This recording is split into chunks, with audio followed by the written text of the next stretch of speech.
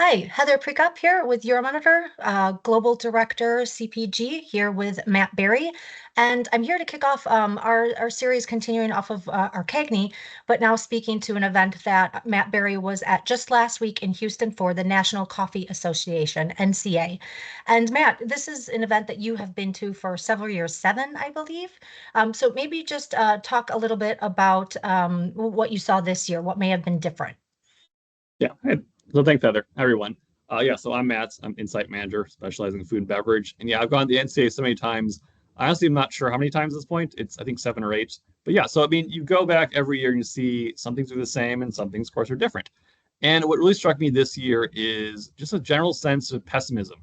I don't want to say necessarily doom and gloom, but there's a certain skepticism about the future there hasn't been in the past, including I was there in March 2020, physically present in Austin, Texas, and it was not even like that back then. And there's three things that are really barreling down towards the American coffee industry, which are all huge concerns. One is commodity prices. Coffee has been doing badly recently. Climate change is here, and it's damaging many key growing areas, especially Brazil. There's been a lot of drought recently, so prices are already high.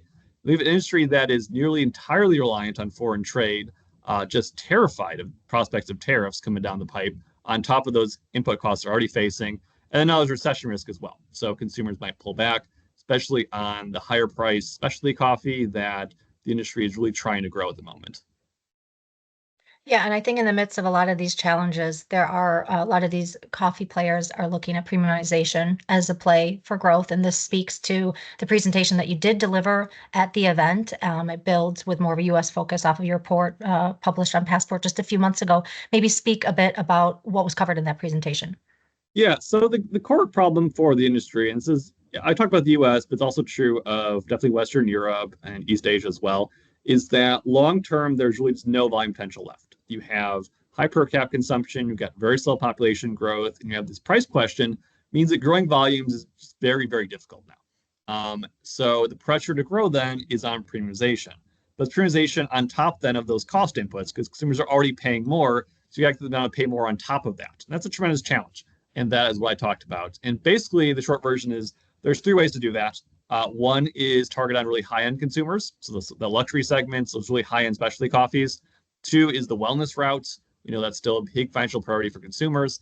And third is the so-called affordable indulgence, the idea of, yes, my $5 cup of coffee is not the cheapest. I could be making it at home or at the office, but you know what?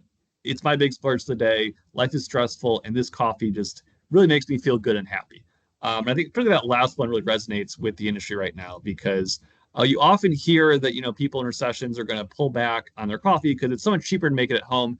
I think that misunderstands why people go to coffee shops. It's not just to get coffee, right? It's a whole experience, and that's something that has often held up well during recessions. But there's real question, of course, if this time might be a little bit different. Great, thanks. And I'm sure coming out of that presentation, there were several questions that came out. I know you had discussed a bit, Dig Insights. They partner with the NCA every year on putting forth a survey on consumption, which maybe told a different story than what market projections look like. Yeah, if you look at national coffee drinking trends, which is a tremendous survey, it's been done for decades at this point. Long term, past week consumption is doing pretty well in the United States. I believe it's actually a little bit up from it was a decade ago. If we look at that, our volume figures, they're nuts, right? The volumes are pretty much stagnant. And the question is kind of why is that true? And historically, it's been true because of efficiency. People, as they switch, especially to pod machines, other forms of single serve formats, they got more efficient. They wasted less coffee, so they were drinking more in many cases, but buying less. So what shows up in our figures then is volume problems. Increasingly, though, I think we're also looking now at people drinking coffee, which is more of a coffee flavored beverage than anything else, which the consumer still perceives as coffee, but there's so much other stuff in there that the volumes often are suffering if you are selling coffee, which people at this conference, generally speaking, are. So you have this weird situation where coffee consumption in the consumer mind is either stable or rising, but coffee volumes are under a lot of pressure. And I think that's what's going on right now in the U.S. industry. Yeah, so consuming less through that pod innovation, I think just reminds me of the Tide laundry detergent case study as well. So similar similar thing happening there. But I guess then last question for you, Matt, would be maybe kind of a bit of gloom and doom for the industry with a lot of the challenges they're facing. However, what were some of the areas of growth that are expected? Still ready to drink, best performing category. And what's unique there is potential to pull from other beverage segments. So energy drinks and ready to drink tea and carbonated soft drinks. That's a lot of excitement there. You can actually grow consumption in a way it's not really possible these days in hot brewed. Category blurring in general, a lot of interest in that. With energy, with functional, with alcohol, still, the premixed cocktails, still a lot of growth there. Not huge in volume terms, but definitely a bright spot still. And then the question of that kind of next generation, right? So we know that Gen Alpha is now the first time hitting coffee drinking age. And the big question, what are they going to do? Like, what's that going to look like? And right now, it seems like they're kind of mini Gen Z, which means that they're coming to the category very cold focused. But the youngest members were born just a couple months ago, so we still don't know for sure exactly what Gen Alpha is going to look like coffee wise. But there's a lot of interest into what they're going to do long term, and that's certainly, I think, there's reason for optimism there too.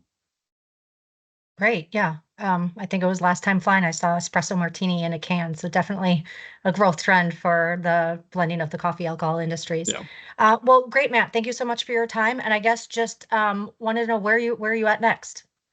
I'll be Upcoming speaking at events. the World Tea Expo in Las Vegas in 2 weeks.